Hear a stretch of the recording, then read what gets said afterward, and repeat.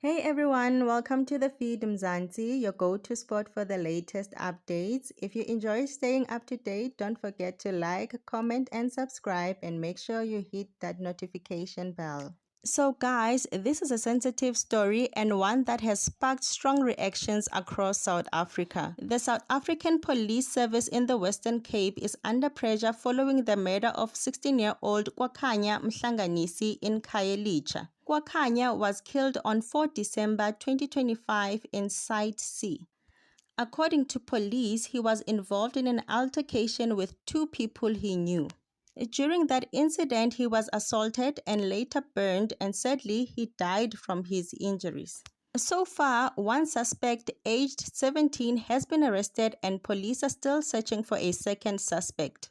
Since the news broke, many people on social media as well as civil society organizations have described this killing as a homophobic hate crime.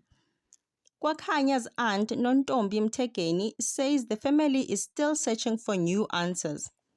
As the investigation continues, many South Africans are calling for justice and for the truth to come out, whatever it may be.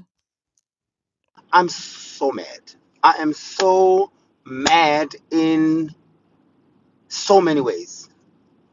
The death of Wakanya in Khayelitsha, who was brutally murdered, gruesomely murdered by a 17-year-old, and allegedly it was a homophobic attack.